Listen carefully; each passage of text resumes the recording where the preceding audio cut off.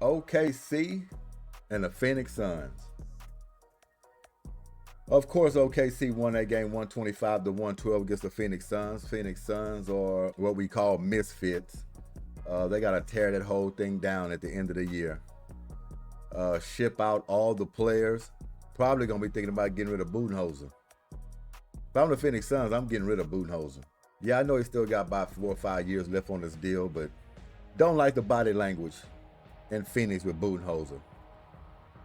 Seems like he don't know what's going on. He just put his hands up in the air just like the rest of the players, but they're looking terrible over there, so they got to wash, rinse, and repeat start of the year. As far as Kevin Durant, a lot of rumors going around.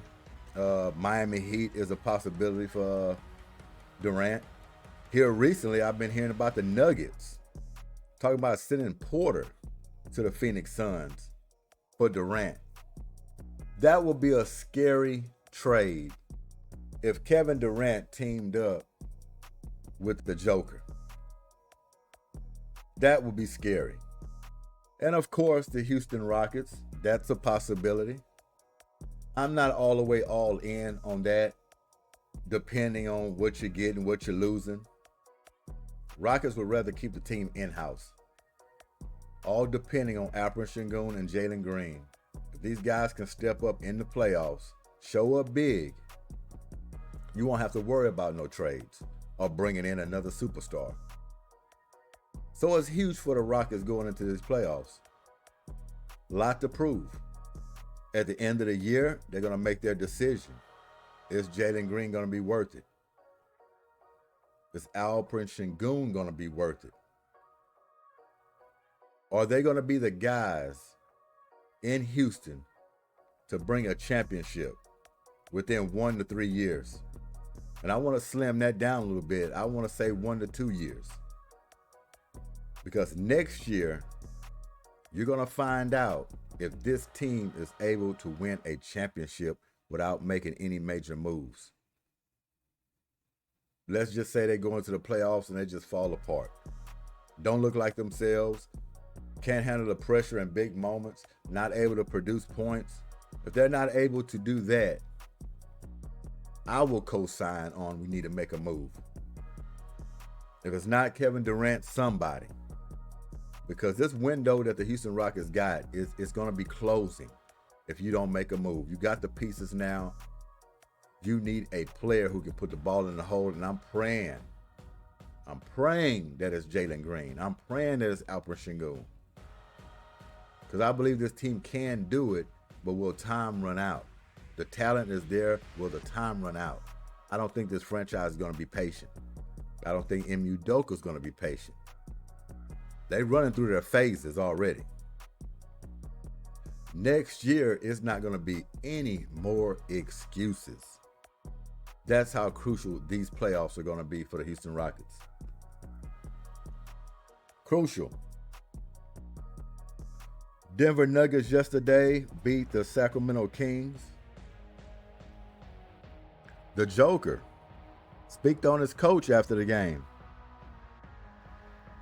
Almost seemed like, I don't want to say the Joker had something to do with it, but he knew what was going to happen. He almost co-signed on it. So I'm not going to say the Joker forced Mike Malone out, but I don't believe he tried to save him either. So, like I said, in-house, something was going on. Could have just been with the owner. Time was running out from what we hear. But the interim coach got his first win. And they were looking and hoping that that move can shake some things up. Get him a few more wins. Maybe jolt some energy into that team going into the playoffs. And I'm not saying win a championship, but maybe get out of the first round, make a little noise, something they can build on coming into next season. That's what they're hoping. But he is an interim coach. And if I was a betting man, which, sometimes I am. So they will have a lot of candidates looking to take that position. Trailblazers 126 to 133 yesterday, losing to the Utah Jazz. Both of those teams are misfits. They missing the postseason. So there ain't nothing to really talk about there. 111 to 119.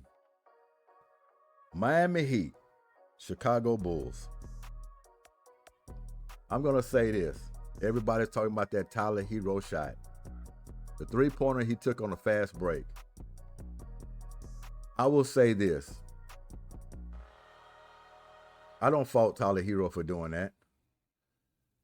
9 times out of 10, Tyler Hero will knock that shot down. Be confident to even shoot that shot should let you know he thought he was going to knock it down. Now you're down by 5. Eventually, you're going to need a 3 anyway. He was just hurrying up, getting it out of the way. So him taking a lot of criticism for taking that on a fast break, I really don't see too much in it. That's not the shot that lost the game. Tyler Hero did not lose the game for the Miami Heat on that 3-point shot. They would have took care of their business early up in the game. You wouldn't have to rely on something like that. Take care of your business. You've been up and down all year. So fans and everybody want to chime in and jump all on Tyler Hero. Oh, he shouldn't have done that. What was he thinking? No, man. I want a confident player. Soon as I saw him on the fast break, I knew he was going to pull up for 3. You could see it. He wasn't going for no layup. You go for a layup, you're down by 3. You got to play tough defense and then come back down and hit another 3. Nah, too much scenario right there. Get the 3 out of the way. You was by yourself. Yeah, you could have went for 2, but hey, look, this Tyler Hero. We're talking about a scoring machine. Shoot that 3, down by 2. That makes that defense a little more exciting, don't it, coming back on the other end. Because if you stop them, now you can tie the game or you can win the game. So it's just unfortunate. He just missed it. Just missed it. So it's easy to criticize. But Miami Heat fans and everybody want to jump all on this guy. No, take care of your business early in the year or even early in that game, and you wouldn't have to be in that position. So that shot did not lose the Miami Heat the ball game.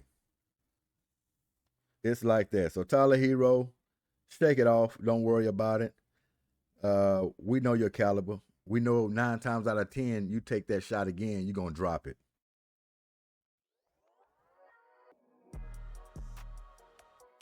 Hornets 96, Raptors 126. Don't have to worry about those guys too much either. Now none of them in the playoffs. But what about the Lakers and the Dallas Mavericks? Yesterday, big game, Lou Doncic going back home. Emotional game form, especially in the starting lineups announcement. Very emotional. You could tell the city, team, players, everybody that was involved with him the 7 years he was there, it all ran together on him. But to come out an emotional, pressed, packed game like that, going back to Dallas, to put up 45, that's big time. Especially the emotion you seen on that guy's face. Like he said, he didn't think he was going to be able to play that game. But he had a good support system, teammates, coaches. Everybody gave him the confidence, and he went out there and he performed. Performed big time. Nico Collins. What they say? Fire Nico. Fire Nico. Nico got some pressure, man. Nico better see some results in 1 or 2 years. I'm not going to even say 3. Next year, if you don't do nothing, they might give you 1 more.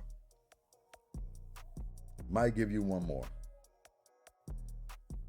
People are still flabbergasted about their trade. And then you go into this game, you look at Anthony Davis, AD, and you see how this guy comes out. Not too much energy. Not going all out, which he should have. Playing lethargic, in my opinion. That was a game for him to really come in and show out and want the ball. Want to show the fans. Shot here and there, but the energy wasn't there for AD. This guy's a monster. He should have put up 40 himself if he was very aggressive and wanted the ball. But just like AD does, he kind of feels his way through the game and end up on a short end. Never shows up, man. He'll get lax. Yeah, when he's motivated, he can play outstanding. But the problem is you have to motivate this guy. If you have to motivate an all-star, superstar, future Hall of Famer, there's a problem. To me, that trade didn't make any sense. I'll be honest with you. To trade Luka Doncic, a generational talent, away, 25 years old, for a 31-year-old big man who needs a battery in his back to play well, it's not a good deal in my book. Nico will eat that trade pretty soon. He will eat that trade. Luka returning home, victorious night for him. So congratulations, getting that monkey off your back. All the emotion should be gone when you play this team again in the future. Next season, in the playoffs, whenever you meet back up with them. Got all that behind you. Now it's just time to play basketball. Boston Celtics 76 to the Orlando Magic 96. They just packing it in. Don't pay no attention to that, folks. Don't pay no attention to that. Orlando just happy to get a win. 76ers and the Wizards. Philadelphia pulled it out 122 to 103. Both of those teams are misfits as well. And here is our game from yesterday, 117 to 134. The Clippers at home finally got the Rockets out of the way. And I want to tell you about this game. The reserves came out for the Rockets, and they played. They played so well for a minute, I thought they was actually going to beat the Clippers in their building. That's how good the reserves came out for the Houston Rockets. And I was happy to hear, really coming into this game, I didn't think Ime Udoka was sitting down to anybody till I heard when, the broadcast was on. But when I saw that they were sitting out pretty much everybody, all their starters just about, besides Jalen Green, and what I hear, they want to keep his streak alive. He's one of the Iron Men of the league. But for Jalen Green to go out there with all his teammates resting to continue to be an Iron Man, which let's give him an Iron Man.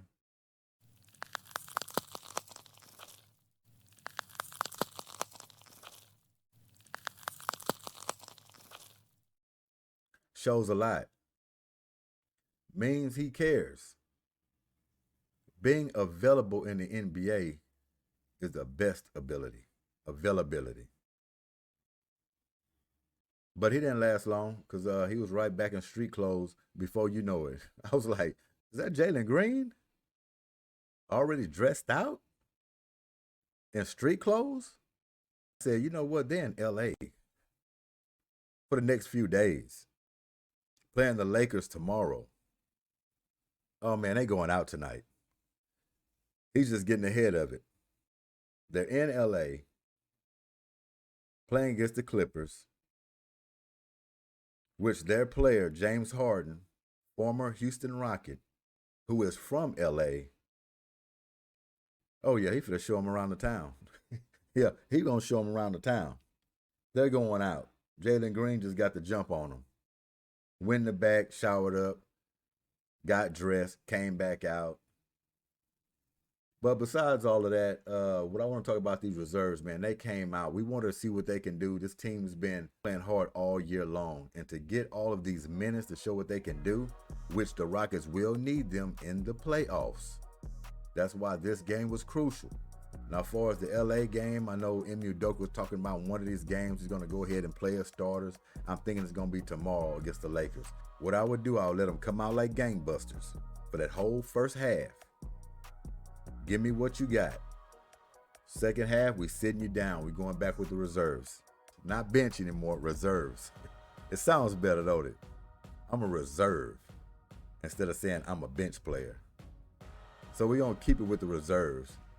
Shouts out to Calvin Murphy. That is a professional way of saying bench player. reserves. These reserves are one of the best reserves group in the league. They produce. This bench produces. And they're going to have to lean heavy on them at some point in the playoffs due to a foul trouble or whatever have you. Hopefully no injury. But they will have to lean on some of these guys in the playoffs. Look at Tari Easton sitting up there with 17 points in this game. 5 rebounds. He was 7 for 12 from the field. Had an outstanding game, but it was pretty much balanced scoring across the board with these guys. Cam Whitmore came in, made some hay. Cam Whitmore, I'm going to give him a couple of more seasons. I know Emu Doka working with him. He's a guy that just has to slow down a little bit. Right now, he's just a crash course player. He get the ball in confined spaces, and he just wants to bulldoze and run over people for layups and dunks. But once he really starts to open up his eyes, get rid of some of that tunnel vision, and stop trying to force the action too much, hit his spots, he's going to be an outstanding player. The thing is, how patient are they going to be with him? Because you can see Cam Whitmore, a guy that they can throw in a package to get another player or a superstar or what have you. I would love to keep Cam Whitmore. But like I said, this franchise is not going to be patient for too much longer. And if Cam Whitmore really doesn't get it, at least by next season, they're going to be thinking about it. He has a lot of athleticism. He's the type of guy that could be a combo player on both ends. You work with him. So I hope it turns around for him. I love to keep him in Houston. 14 points last night, 5 rebounds.